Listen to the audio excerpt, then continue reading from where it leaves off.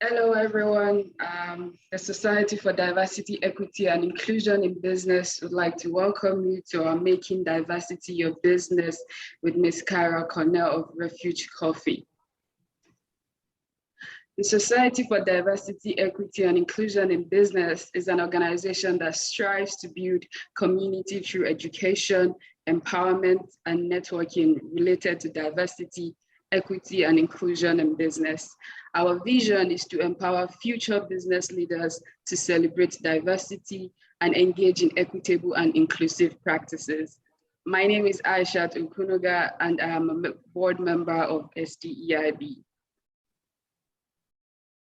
For today's session, we'll be having a moderated conversation followed by an audience Q&A. Before we move on to our guest speaker, I would like to introduce some norms and expectations that we ask of you. First, we would like you to please assume best intentions of our speaker and moderator. And also, if you could, please keep your camera on if possible. Also, feel free to share your questions in the chat throughout the session. And please remain muted unless called upon during the Q&A. Now to our guest speaker for today, Ms. Kyra Cornell. She is the Director of Engagement at Refuge Coffee. She is the founder of Highfalutin Brand Consulting. She's originally from Charleston, South Carolina, and attended Kansas State University, where she studied financial planning. Our initial goal was to equip minorities with the essentials needed for financial wellness. After college, Kyra moved to Atlanta, Georgia, and began an internship with Wells Fargo. She was promoted to diverse segment mortgage consultant, which is where her passion for diversity and inclusion intensified. Kyra moved out of the financial space into professional development and branding.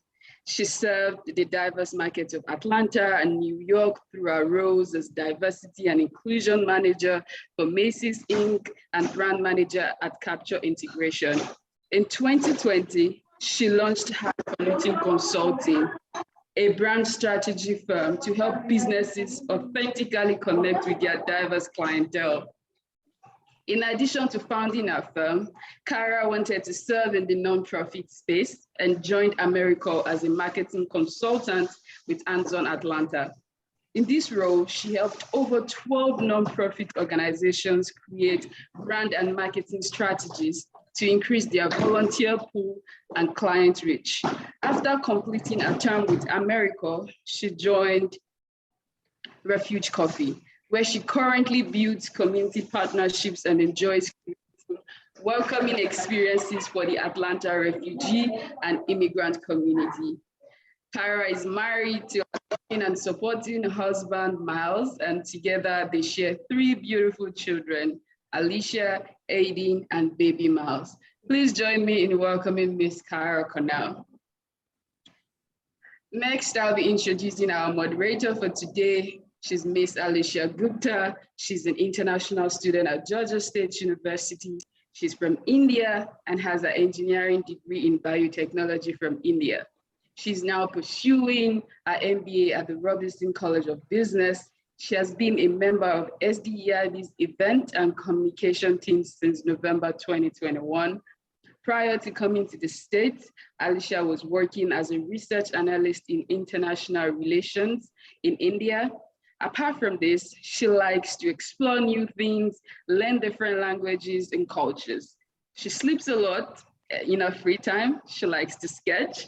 She lives in Atlanta, Georgia with her 2 roommates, one from Nigeria and the other from Nepal. Please welcome Alicia, our moderator for today. Thank you, Aisha. That was wonderful. Welcome, everybody. Hi, Kyra. It's so great to have you here with us today. So let's dive in. And so we know that diversity means different to everybody. So we are really interested to know what your diversity story is, what diversity means to you. Well, thank you so much, Alicia, and for everyone for having me. I'm super excited to be on this platform today. And one, I'm a Black woman, so I grew up in Charleston, South Carolina. in the country part of Charleston, so Ravenel. And I am of Gullah descent, Chucktown, yes.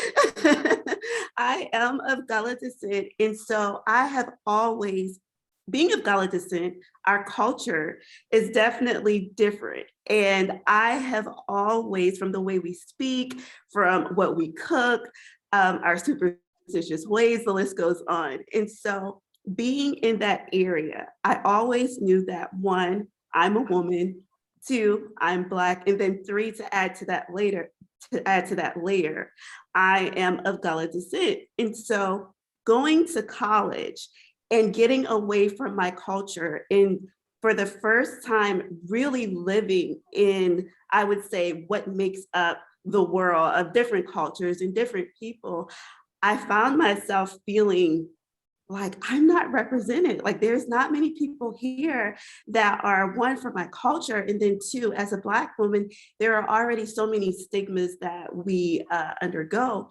And so I knew, and especially based on my mom's push to make sure that I understood and be proud of who I am, I knew that whatever I did in life, I wanted to create a platform or a space where other girls that look just like me, other people that were of different nationalities and backgrounds, they felt like they were important, they were included. So equity has always been on the forefront of everything that I do, professionally and personally. That's amazing. Yeah. Can you tell us a little more about Refuge Coffee? We would really like to, get a better understanding of the business model and philosophy behind it. Absolutely. So I have my Refuge right here, my Refuge Coffee. So we are based in Clarkston, Georgia. And if many of you are aware, if you're not, Clarkston is considered one of the resettlement locations in America. It is also known as the most diverse city in America. There are many of cultures that make up our Clarkston area. And so our founder, Kitty Murray, she and her family lives in Clarkston, and she decided that they're the most unwelcome cultures and races within that part of America. Why not let me create a space where everyone feels welcome? We do something good. Everyone loves coffee. We gather around coffee. Why not create a space to create that welcoming? I think there were studies that were shown that resettled refugees and immigrants have never been in an American home. And so there was a need for that community. And not only, let's not just do coffee as our liquid form of welcome, let's take it a step further and offer some sort of job training or support to help newly arrived refugees and immigrants better connect with the workforce, improve on English, or other areas that may be beneficial to their success in America. And so that's how Refuge, a short story of how Refuge was founded. Today, we operate out of 3 locations. Our home location in Clarkston, our location that is in Midtown, that is where I am today. And then we have another location in Sweet Auburn. So we are opening up another location in Norcross later this year, but the intent is to provide job training for newly arrived refugees and immigrants, like I stated, so that they would be set up for success in their future here in America. That is so, thinking out of the box. Great idea. Yeah. Love So it. you can see why when I heard about the mission, it's been such a blessing to be able to be a part of that. We all can do the work of welcome. And our founder makes sure that our mission lives in every form of engagement and service that we do.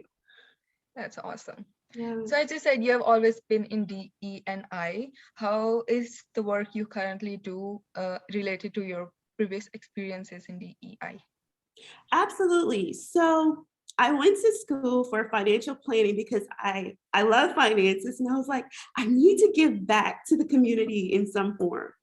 And I thought that it was going to be by way of finance. So I worked with Wells Fargo. That's how I got to Atlanta. And I served in the capacity of helping first-time home buyers that were of minority background to learn all the steps needed to secure a home mortgage. And then that's when I realized, there's a little bit more that I felt like I could have done in order to prepare. So what about workforce readiness and job training? And I started working with Macy's for multiple years in that capacity, supporting programming to serve minority-based organizations. And after an extensive time in corporate, I was on the side of giving to nonprofits, but not actually working in nonprofits. So me, being the overachiever that I am, I said, okay, I have to figure this out. I decided to join AmeriCorps. I interviewed and I was accepted into the program in Atlanta. So I took a year off from working corporate, just so that I can understand the marketing behind nonprofits and how the systems work and how I can better serve the community at large. And I was blessed with a year working with Hands on Atlanta in that capacity. And I was able to understand food insecurity and how organization structure help serve clients and build and making sure that everyone was well taken care of during the pandemic. So I did it during an interesting time. That was in 2020. And then I saw an opportunity with Refuge and I was like, oh my goodness, their mission.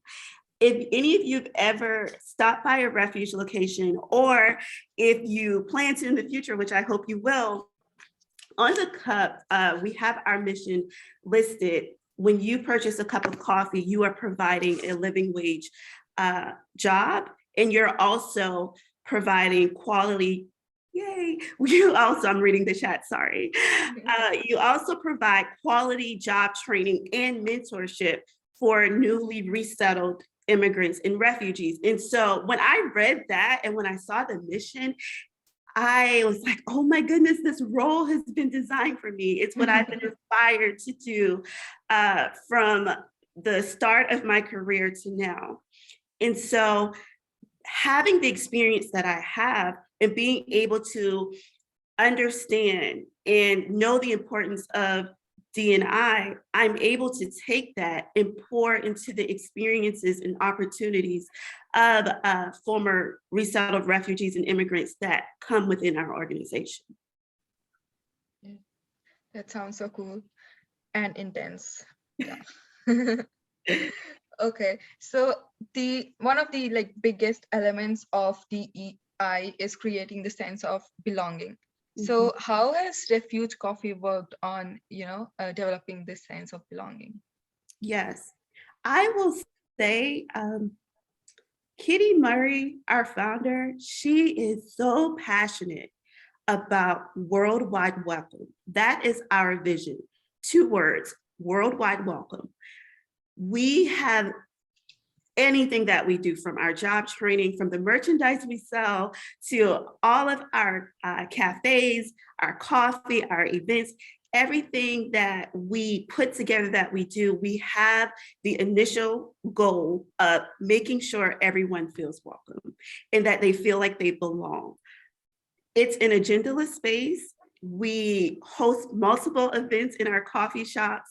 We do not say, we go this way and we only do this type of event. No, we welcome everyone. And so it doesn't matter what culture is represented within our job training program, everyone's included. From the merchandise, our saying is create refuge. So you can walk in our Midtown location today and all of our baristas are wearing create refuge shirts. It's just a constant act of doing and a reminder, because oftentimes, and I'm sure a lot of businesses experience this, when you expand and you grow, the mission sometimes it can turn into different things or it can get diluted, but having a leadership team, having an organization where everyone feels like their input is valued, that keeps us on track to making sure that in our interviews, our communications, and what we sell and what we do, worldwide mission, you belong, everyone belongs here, is activated. Yeah, absolutely. I agree. And I love this worldwide welcome. Yeah. Okay. So there must have been some challenges. I am really interested to know, like, what challenges did you face in your current role and what proved helpful, like, for in navigating through those challenges? That's a good one. And so I will have to say that one of my greatest challenge, because we are a nonprofit organization, there are a lot of people who, like myself, love our mission, and they have multiple suggestions or ways to donate, to give, or events requests or such, where they want to help. And unfortunately, we do job training. That's the core of what we do. And so we do not, as much as we would love to, we do not directly impact the homeless population or just other areas of service. But my biggest challenge in that is turning away and telling people no. And so how I have successfully overcome that is organizations that I know that are within the community, those donors that reach out to me and that I get to see that have those events or have those donations, I connect them with other organizations that still serve the resettled refugee and immigrant communities and be able to share those resources with them rather than just turn them away without giving them a place or a point of contact. Mm-hmm. That makes so much sense. Yeah. Okay. So I want to know, what was your proudest moment at Refuge Coffee? Oh, goodness. There would be more than one, but okay. I don't know if you can tell, but I really love my job. I can tell that, yeah. Oh my goodness. I can't narrow them down to one. I have so many. Mm-hmm. I am a connector. I love connecting people, and I will say I love to check on people and make sure that everyone's okay. And so going to the different coffee shops and speaking with our baristas to say, hey, how's it going? Is there, anything you need help with, or being able to provide an experience, something that I'm working on right now, and I'm pitching it, but we have some beautiful artwork that is in our Clarkston location, murals that were created by one of our good friends, Teresa. And so I don't know if this will be a go or not, but I do know that I connected her with our Midtown location to see if we can possibly bring a mural here. And then another experience is, by us being in Midtown, I've connected with the Alliance Theater. And so we were able to host a fun storytelling welcome workshop in our Clarkston location. And so in doing all of this, all of the communications and all of the partnership meetings that I take, I always have our team members, our mission at the forefront. And so being able to connect those dots has definitely, time and time again, proved to me that it just feels good and I'm doing the right thing. And it makes me proud of what I do. That is amazing. I can see you being so happy just talking about it. Yeah, so good. Okay, so my next question is, considering how important DE&I is to Refuge Coffee, is there any training on diversity or cultural competence for the employees? And if yes, what values does it bring? Right, that's another great question. So recently, our leadership team, we had that same question amongst ourselves. What could we do more of? We are an organization that is, we exude diversity, right? And we want to make sure that we are serving the community and the organization well by staying informed and understanding culture variations. Something that we thought of in our leadership team and that we're going to initiate this year is international diversity and inclusion training. It's one thing to have that training here in the US, but having it at an international level, given that we engage with so many different cultures, so many beautiful cultures, that definitely we feel will benefit the organization as a whole, and then definitely help our incoming future barista trainees even feel more at home with the information that we learn. Okay. And DEI can be uncomfortable and daunting at times, especially when people who may not identify with a marginalized group or simply lack expertise. So what advice would you have to empower folks of all backgrounds and identities as they work to improve their DEI sensitivities? Have hard conversations and definitely take advantage of resources that are around you. Like I said, being from the Gullah culture, I spoke differently. And I remember starting off my young career is feeling like I couldn't bring my whole self to the table because people are going to judge me for how I speak or how I spoke. And I remember one time I was a freshman in college doing my first public speaking assignment. And I got up to present and I was telling my classmates all about myself and, about my culture and everything like that. And at the end of it, we opened it up for Q&A, and someone made a comment to me about, well, why do you speak like that? Or why? And it was very negative. It was a negative comment. And I remember leaving that class, like feeling just not like, oh my goodness, what am I doing? I want a future where I am helping and I'm serving and I'm speaking to people and I'm educating to people. But if someone can't get over the way that I speak or my dialect, then how am I going to serve anyone with this feeling and lack of confidence? And I remember my mom told me, you are enough. You are everything that you need to be. And this should be more of a reason for you to get out and get in front of people, because there are going to be other people that feel the same way as you. And you need to be able to create that pathway and have that conversation so that you can educate someone the next time they make you feel a certain way. And with that being said, my life's mission and my goal is to make everyone who are not only diversified by race or culture, but just anyone that doesn't fit the norm, whatever the norm standard is, that it's okay to show up as yourself and it's okay to be empowered by your differences, because it's what makes the world beautiful, right? Yes. Yeah, absolutely. Okay, so at Refuge Coffee, how do you measure the effectiveness of any DEI initiatives that you take?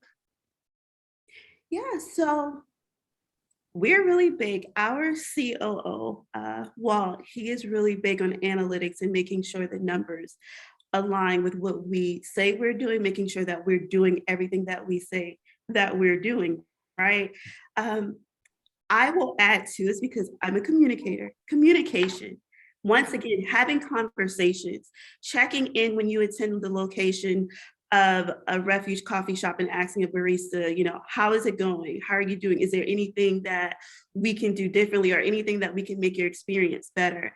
I think that you can sit in a boardroom or a conference room and plan and create strategy all day long, but until you really talk to the friends that you're doing business with, you're doing welcome with, you're doing the mission with, I mean, all of those efforts could not be fulfilling anything.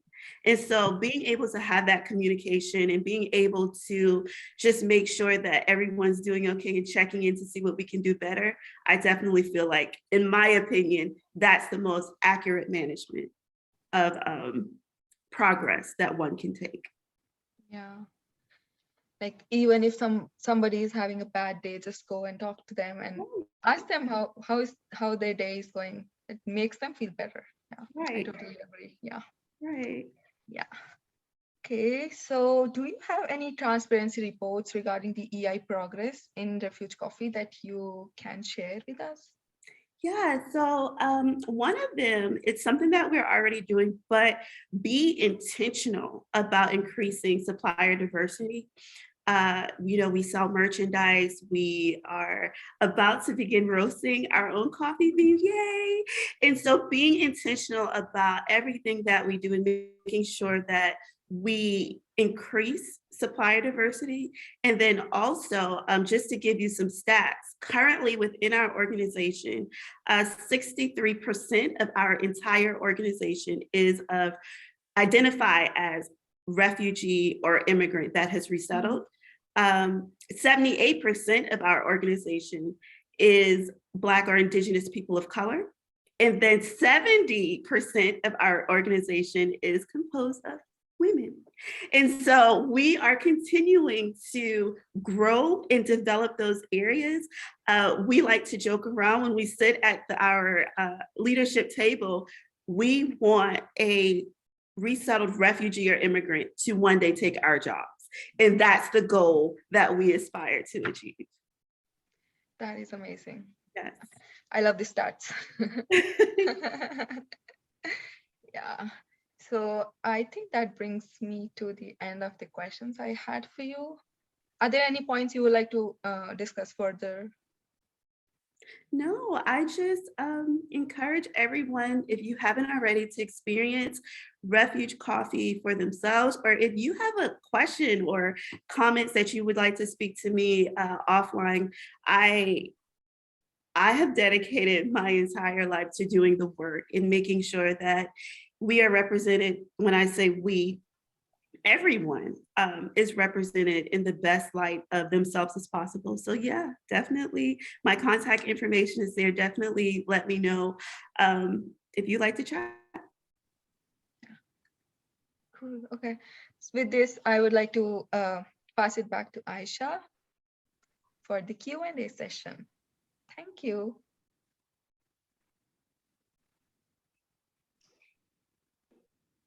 Thank you to our host, and thank you, Alicia, for a wonderful session. It was educative, it was inspiring, and most importantly, relatable. And moving into our Q&A sessions, I would like to remind us you could use the raise hand feature and wait for our facilitator to call on you, or pose your question in the chat and I will read them on your behalf.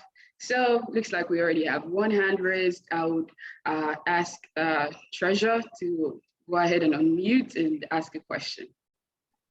Thank you so much. And I really enjoyed hearing about Refuge Coffee. I've heard a little bit about it, but now that I know the mission, I don't drink coffee per se, but do you all have other types of, beverages that I could enjoy? Absolutely. Listen, I'm one of those people that don't need coffee because I've had this and I'm like ready to run around the room. So I get it. Well, that isn't what I wanted to ask, but I did want to ask that first before I ask my real question. Absolutely. So yes, we do have smoothies. We do sell teas. And we also have iced teas, I would say, but also warm teas. So yes, smoothies are great too. My favorite one is the peach. Oh, okay. I will take you up on that item. So what I wanted to ask, you talked at the beginning about Refuge Coffee really focusing on making people coming from international locations, job ready. How do you all find those people? Perfect question. Yes, so we just hired our Chief People Officer, Susan. She's absolutely amazing. And so a part of her strategies, which she's working on now, is trying to come up.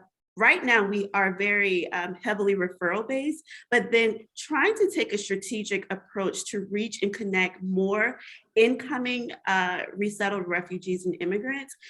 Like I said, we are a part of or organization correlation within Clarkston. And so everyone knows what we do. Oftentimes there are individuals that will say, hey, I know someone that needs a job. Can you interview with them? Can you connect with them to see if they would be a fit within that program? Love it. Is there a cap on how many that you can have at a particular time? Like how many candidates? Because the nature of our program is so personal, we provide mentors. So it's not just, hey, come, come work with us, come get a job, and then we give you this overall broad training. We actually take the time and sit down with the applicant, see what their needs are, if what their English level is at the time, create a customized plan for what it is that we can assist with and how we can help, and pair them with the right mentor that would make sure that they meet their goals. Our founder is really big on making sure that resettled refugees and immigrants who enter into our program, that they have a place and a space to dream. They're not, just coming in and like, I just need this job, and we're not pouring into them. And so with that being said, all of those factors definitely impacts the amount of barista trainees that we can take in our program. I don't have an exact number at the time of how many people, but I do know it does plays, it impacts that. Awesome, thank you. Yes, thank you. Thank you. We also have another hand raised, so I would call on Pray. You can unmute and ask your question. Thank you. Hi, it's so good hearing from you. Also, my dad's from John's Eye, so I definitely relate to the Gullah scent. So I just wanted to ask. I have a two-part question. Sure. You mentioned also earlier in your chat that you took the year off to do nonprofit marketing, more intense training with AmeriCorps, I believe. I apologize if I got that wrong. Correct. What's the most shocking thing that you discovered about yourself while taking this year off, while learning your training, and the most shocking thing you learned about nonprofits that you knew, maybe you did know, or you had more insight because you did more behind the scenes? Anything? Yes, great questions. Ooh. Well, I say ooh because I didn't start off in nonprofit, right? And I feel like, I don't know, because it's been a while since I was in school, but I feel like when you attend college, right, you're prepared for the corporate space, in the corporate environment. Unless you are specifically majoring in nonprofit work, there's a lot that you don't know. And so as I went through my corporate career, I was just always curious. I was like, okay, we give X amount of dollars to organizations because of their efforts in inclusion, right? What exactly is that? Where exactly is that money going? And how are they using it to better their programming? And I'm all about, getting in the weeds and making sure things get done. And so I took a year and I saved up and I prepared for it so that my family wouldn't be impacted greatly in the long run. So I took a year and I served with AmeriCorps. And being in my position, I was able to work with nonprofit organizations in Atlanta that were established for 7 to 10 years, but then also nonprofits that were in the infancy of their establishment. So maybe a year, maybe 2 years. And all of this was during the pandemic, the start of COVID. And so you have nonprofits that are operating at a larger scale that are panicking because of it. And then you have smaller ones that are trying to figure out, okay, where do I go? What do I do? One thing that I found that was shocking was the stigma of nonprofits. Without getting into full detail or disclosure, my expertise is in marketing and branding. And I found that there were some nonprofits that were only using a certain demographic of people to represent their clientele. Now, mind you, being within the job training program, not job training program, the AmeriCorps program, I was able to go and serve alongside of a lot of the people that are actually doing the work of the nonprofit. And I saw so many representation of different cultures, different ethnicities that are coming together to receive the services that said nonprofit is providing. And I thought in marketing, why are we only showing this certain demographic of people that need these products or these items or these services? And so me, being the marketing person that I am, we need to diversify our photos. We need to diversify our language. And understanding that I came from a corporate background, a lot of the resources or how I was educated is not available to a said nonprofit that is just starting up, right? And so for me, it was like a shocking lesson, like, Kyra, you're giving all this information, but how are you educating? And so that was something that I had to sit myself in a corner and say, okay, Kyra, you need to figure out how to better communicate what you're saying so that it is received well and that true, authentic change can be made, because you can't just go grab a picture of a group of people and say, yes, these are our clients. No, it's a melting pot of many. You're welcome. Thank you for the question. Absolutely. Thank you. Thank you so much. We have some messages in the chat, and I will just go ahead and read one of them. A question says, how has your own strong cultural roots from your Choctaw culture helped you relate to the refugees employed at Refuge Coffee? So something that I didn't share, I am a certified etiquette instructor. Yay. And so I love definitely sharing my passion and love for etiquette with others. I was invited to speak at an event, and there was someone there. She's a dynamic speaker that was there before me. And she made a reference, a cultural reference to Charleston and where I'm from. And I'm very proud of where I'm from. She made a cultural reference and she's like, yeah, you know, those people from the islands, mind you, I was in the audience, so those people.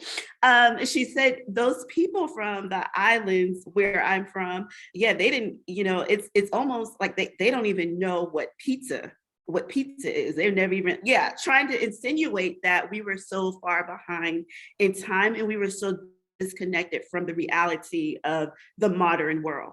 Yes, I saw a wow in the chat, yes. And so me sitting into the audience, I could not be authentically Kyra without using my platform to educate about etiquette, to speak to that situation.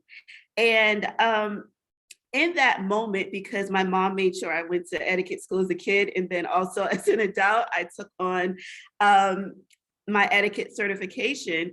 I did it in a nice way, I promise. I was very polite. And I basically shared the importance of understanding culture and the importance of, when you speak, to share the correct information, because if you really went to where I'm from in the Sea Islands of Charleston, there are pizza parlors that are within walking distance of certain areas of where we live. And with that being said, I know that she was making just an allusion or a reference, but you never know who's in the audience. You never know who's impacted or infected by what you said or the references that you make. And so for me, having experienced that, and knowing how to articulate in a way to speak up for not only myself, but for my culture, I feel like that has prepared me to take on my role at Refuge to empower others that are from other cultures to speak up for themselves and their cultures, and to be proud of where they're from, and never let anyone group you or categorize you in a way that is not reflective of your culture, because we all come from different backgrounds, and everywhere that we come from is definitely beautiful in our own right. It may not look like what someone else's culture looks like, but it's still unique, and more importantly, it's ours. Absolutely. Representation is always important. We have another question in the chat that says, what are some of the challenges in the legal space when Refuge Coffee tries to recruit immigrant population?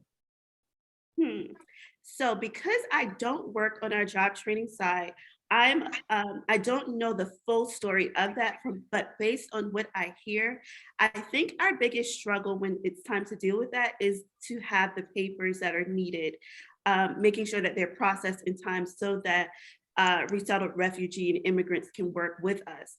We receive a lot of applications, but a part of being able to legally work in the United States, and of course with Refuge, is you have to have the correct documentation. And so I would think that is one of our largest struggles. Absolutely. As a parent, how are you empowering your children to navigate an increasingly diverse world? Honestly, I will say I give credit to my mother and my grandmother. They both were generational educators. And what they've poured into me, I am trying to pour that into my children, because letting them know I do have, I have 2 Black sons and 1 Black daughter, right? And living in the times that we are in, I have to prepare them that you are enough, the same way my mom and my grandmother instilled in me that you are enough, but you have to educate yourselves so that you are presented in the best light in all situations. I am not blind-eyed to certain social, disparities that we face, and I make sure that my children aren't either. And I let them know that you and your beliefs and your culture and your background is important. And so I do socialize my children in a way where we visit museums, we do the work of service, we are educating about, past issues to what they can do differently in the present, and make sure that they're growing up to be little human beings that will impact the world. I have an 11-month-old, and it's so funny, my children's ages, I have a 15, a 10, and an 11-month-old. And the fact about it is each of them are going to experience a different period of life. My 11-month-old will never know what life was like prior to the pandemic, right? My 15-year-old is like, oh my goodness, like my whole 9th grade year, I was in isolation. My 10-year-old is understanding both sides of it. So just like the pandemic, there are certain social disparities in certain social statuses that they must be educated about based on where they are and how they're growing up in today's modern society. Thank you. It is very important to know that we are enough to be aware. I have a hand raised. I'd like to invite Amy to speak. Yes. Thank you. Yes, I am so excited to talk to you, Kyra. I have the pleasure of actually having met you a few times through Refuge Coffee. Super delicious, everyone, by the way. Do recommend. So I love hearing your history and your sort of journey as a professional, but also as a mama. And so, I'm expecting my first kid soon. And so I think that that's hitting home for me right now, especially. So I want to build on that question about raising your kids. And I know that Refuge Coffee has a lot of community events. That's part of what makes y'all's culture so unique as an organization and as a company. And so I was curious to see, have your kids, I know Miles is itty bitty, right? But have your other kids been able to engage, and has that opened doors for different conversations and opportunities to educate and enlighten your kids and kind of offer different interactions that otherwise they may not have had? I'd just like to hear a little bit of how, I feel like when people join Refuge as a staff member, it seems almost like you're joining a family. So I would love to hear a little bit about that experience. Okay, here's the most recent experience. On Monday, baby Miles came to work with me because we had a mini celebration. Every time I bring him, I don't have him, right? So he is with everyone and he loves everyone. And it's the best because he is interacting with so many different beautiful cultures, languages, and he's 11 months. He doesn't know the social forms that we deal with. He's just an innocent baby, and I love that. My older 2 children, the same thing. So because they're in school, they don't get to come out to all of the cool events and stuff that we get to do. But Aiden has definitely been to our, we had our annual coffee race that's always in the fall. And then we had our holiday market. We have a spring market coming up, shameless plug. Go to our website, learn more about it. Definitely come out and support. We're looking for volunteers, yay. But Aiden has definitely come out, and he's helped out and played with other children that were in the community or had conversations with people that are on our team. And I'm gonna be honest with you, Amy, it's no difference of why is this, why is that? Like my children, like they love people, they get along with everyone. And so I can't say that there was one thing or you said a testament to their mama. Yeah, I mean, I can't say that, Aiden never came and say, why is this like this? Or Alicia, for that matter, she's 15. And so she thinks what I do is cool. And she's like, how can I volunteer? How can I help out? And so with that experience, I can't even just bringing the children out to be engaged and be a part. I feel like that's a privilege within itself, to be exposed to various cultures and to have everyone love on your children. I can't ask for anything better. And I'm so excited for you, and congratulations on your new baby and the safe arrival of your new baby. And you definitely will have to bring them out, and so that they can be a part of the family as well. Oh, for sure, we will. Thank you, thank you. Absolutely. Thank you. Another question, could you talk about an instance that changed your outlook towards DEI and make you want in this space? I will say an instance that made me to change my outlook for DEI. There have been so many. I mean, like, I have stories for days. But the one thing that made me change my outlook would be probably in college. I attended Kansas State, and obviously the demographics of diversity, it's a little bit wonky. So I was definitely a minority there. And I've always been the only woman of African descent in my classes, in my financial planning classes. And the information that I was learning, I felt like there needed to be more representation, more people learning the stuff that I'm learning. Like, I can't be the only one. And so I joined something called Power Cats. And Power Cats was like a financial planning program that was on the campus of Kansas State. And just to bring more diversity, awareness, and such. In that role, I was able to secure a few internship interviews with different financial firms.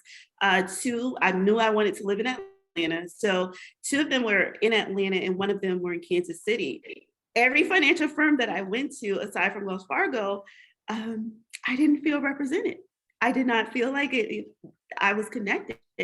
And I knew from high school that I always wanted to work in the D&I space, but that was another confirmation that you need to be in this space at some capacity. At that time, as a young college student, I'm thinking finance, that's where I'm going to go. That's my area. I'm going to go and I'm going to change the world in finance and shake it up a little. Well, I did shake it up a little in the space that I had, but I saw that there was more work to do.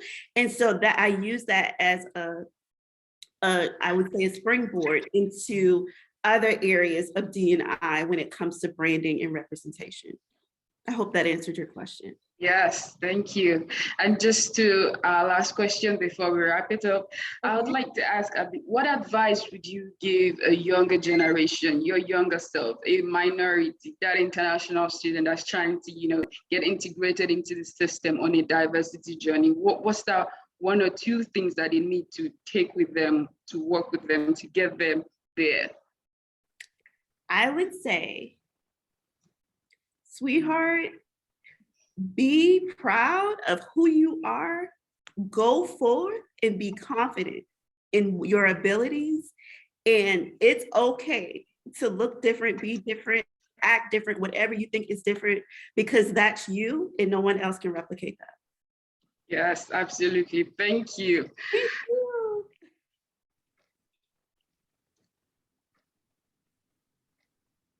To our audience, sorry, excuse me. Just before we leave, we would like to share with you that you can connect with us by just scanning this barcode, and we would also be including it in the link to you, to our recording of the meeting today via YouTube, and you can expect an email from us to also register for our next event, Making Diversity Your Business with Damien Hooper of Zoom. We'd like to thank you so much for being here today, and to our guest speaker, it's been amazing. It's been an amazing session, and you've heard from her. Go ahead, be proud, be confident. It's okay to be you and to be different. Thank you so much for coming. Thank you.